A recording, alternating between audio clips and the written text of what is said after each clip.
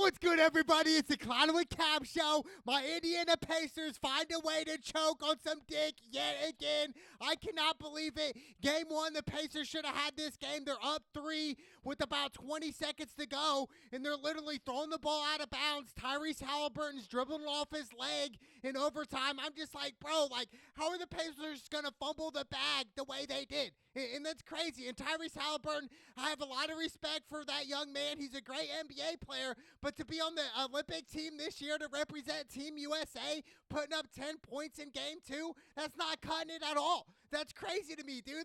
It's insane. It sucks. It's hard to be a Pacer fan because when we meet reality, it's just like, man, we just always fumble the bag. And it dates back all the way to 2005. That team with Jermaine O'Neal, Ron Artest, the washed-up Reggie Miller, and Malice in the Palace, they end up wasting their whole season, and that was supposed to be the championship type of team to run it all the way for the Pacers. And it just brings me back to reality right now is they're down 2-0, and I think, yes, it could still go 7 games, but the Celtics got it. You know, after blowing the lead in game 1, you're literally up 3 points, and you guys are just really in a hurry. I blame the head coach, Rick, on that loss. He even admitted to that being a terrible coaching decision, not to call a timeout when you're up 3. It's just bad, dude. It's just bad all around, and I'm just looking at the Pacers. Yes, we have some great role players. We really do, but overall, when it comes to winning the NBA championship, the NBA Finals, I just don't think that Pacers are really cut for that.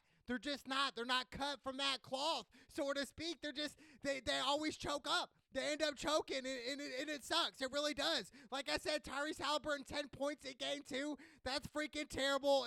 That's not cutting it. Topin had 11 points, which I do think Obi Topin should get a lot more playing time for the Pacers. So game 2 was a blowout loss. It sucks for the Pacers. But game 1, like I said, that was our game to win. I even said it before that the Pacers should steal game 1, and that was their opportunity. They had 22 turnovers in game 1. Obviously, you're never going to win a deep playoff game right now in the Eastern Conference Finals. You're just not. You're not going to. And I'm looking at the Pacers right now and realizing they're in a hole, and they're playing the Boston Celtics. You have the easiest schedule in playoff history. Look at their schedule, dude. They beat the Miami Heat, who didn't have Jimmy Butler, who's been washed up. It's really, dude, we look at Boston, they've had so much rest. They're ready to go.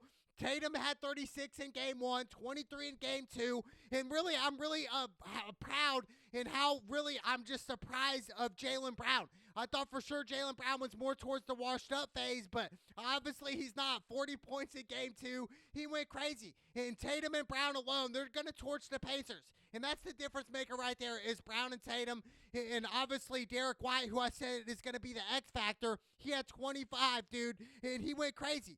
He had 23 in game 2, Derek White.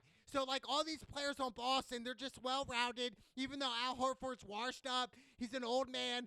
It's crazy he's still even in the NBA right now. But, Drew Holiday, he's a great point guard. Not like a true point guard, though. I mean, he's a great point guard, but he's not as good as Kyrie. That's crazy that he's in front of Kyrie on the U.S. Olympic team. That blows my mind that Kyrie's not even considered to be on that Olympic team. How political is the NBA getting, dude? I think in 10 years, after Steph Curry and LeBron James retire from the NBA, I do think the NBA is going to go downhill.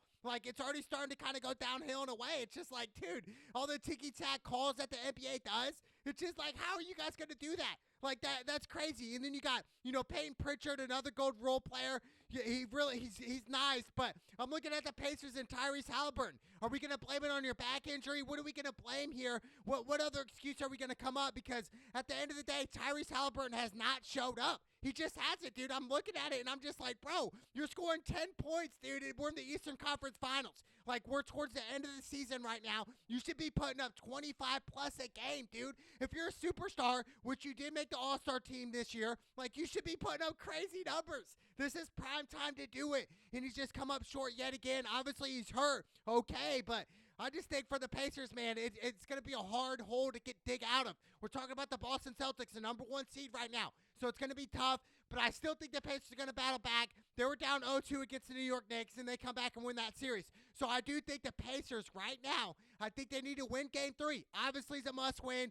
Game 4 is a must-win. Go back 2-2 back to Boston. That's the best-case scenario for the Pacers. Now, worst-case scenario, they lose Game 3. Now they're down 3-0. Like, that's going to be terrible. The Pacers will not get swept. I promise you that.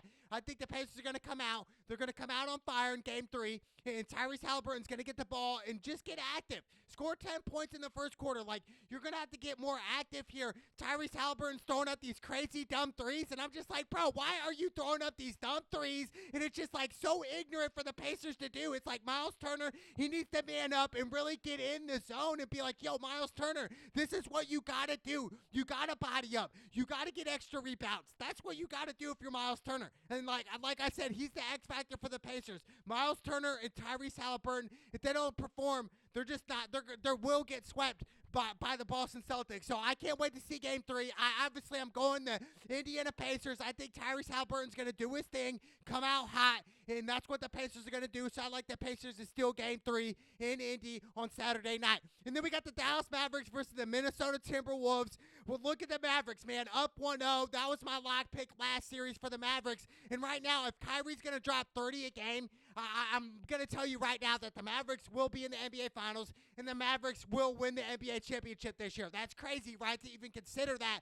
But we're talking about Kyrie Irving here, a guy who can score on anybody, a guy that can get buckets on anyone, anytime, anywhere, at any moment, dude. That's what Kyrie does. He literally can do it all. He can get you off the dribble. He can get you off the shot. He can do so many different things of what Kyrie can do. So I love Kyrie. Everybody underestimates Kyrie, and it's crazy. The Olympic Committee for the Team USA right now to not have Kyrie as their starting point guard and Steph at number 2, like that's just criminal, dude. Like, that is crazy. Like, they don't understand basketball whatsoever. Like, we're talking Kyrie here, NBA champion, who came back down 3-1 against the Golden State Warriors, who hit the 3 in Game 7 on Steph Curry, tied up 89 all with a minute to go in Game 7, dude, of the NBA Finals. Like, we're talking Kyrie here. So I think Kyrie, if he's going to score 25 plus a game, the Mavericks are going to run right through Minnesota. And I'm not trying to dog Minnesota. Yes, they're nice. Anthony Edwards is nice. He's a young, up-and-coming superstar.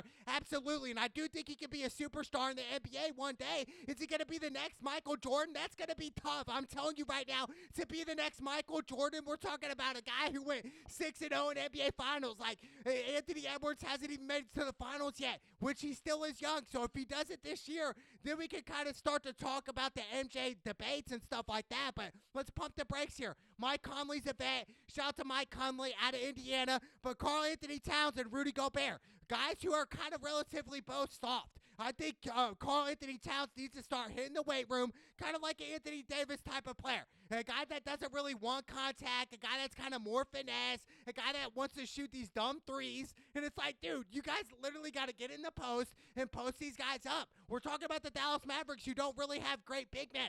Like, I don't understand Minnesota's game plan, understand their coaching at all. It's like, dude, let's throw it in the post here. Let's post up with Karl Anthony Towns and Rudy Gobert. Let's do that mismatch right now. Because if Kyrie's going to put up 30, we already know Luka, he put up 33 in Game 1. If those two combined score 60, 70 points, they're in trouble. And then you got Tim Hardaway Jr. coming off the bench. P.J. Washington's playing out of his mind right now for the Mavs. So I think right now the Dallas Mavericks are the team that's really looking the nicest, where it's like, oh my gosh, dude, Kyrie's going to put up 30 a game, dude, on all of these guys on Minnesota. Nobody can hold Kyrie. And so many people, you know, the non-experts about basketball, never play basketball competitively, say, oh, Kyrie's old, he's like 31. And I'm like, 31? That's like prime years of your life, dude. Like, I obviously as a normal human being, but as an athlete, I understand where they're coming from. Yeah, it could be start to get towards the end of your prime. No. Like, dude, Kyrie is still in his prime. He's still in his bag, and he's still going to put up crazy shots that you've, like, never seen before. It's like, how is Kyrie getting these little floaters off over these big guys? Like, that is crazy to me. Kyrie does it, though. He does it with ease, and he's going to continue to do it. So I think if Kyrie's going to put up 30, it's over for Minnesota, and I think the Mavericks will win in 5 or 6 if Kyrie's going to put up 30. However, and now if Luka, on the other hand, which Luka, he already looks banged up, I don't think he's going to last in the league 15 years. No way. Like, his body is breaking down, and I'm looking at Luka and saying, hey, bro, like, stop stop throwing up these dumb threes. Like, these threes cannot be taken the way he's taking these threes. It's like, Luka, bro, start driving to the bucket, dude. Start creating contact. Do what Kyrie does. Get in the hole and dish it out to the open three-point guy. That's what you have to do. But right now, I'm taking Dallas. What I saw in game one to steal game one in Minnesota, even though Minnesota's a young, studded team, if Kyrie's going to do his bag and he's going to be in his bag, I'm telling you right now, Mavericks are going to win in 6 games, and the Mavericks are going to go to the NBA Finals, and it's going to be epic. It's going to be probably Boston and the Dallas Mavericks in the NBA Finals. Now, however, I'm not doubting my Indiana Pacers. I think they can come back, but it all starts with Tyrese Halliburton, okay? Like, he's going to have to man up. And Miles Turner. Miles Turner plays so soft, dude. It's like you have so much talent that God's giving you, and you're not utilizing that talent whatsoever. Miles Turner, please wake the F up, dude. Like, you got to man up. 25-plus points and 20 boards a game for Miles Turner in Game 3. I got the Indiana Pacers coming back. It's the NBA playoffs. It's the Cloud with Cavs show. Let's go!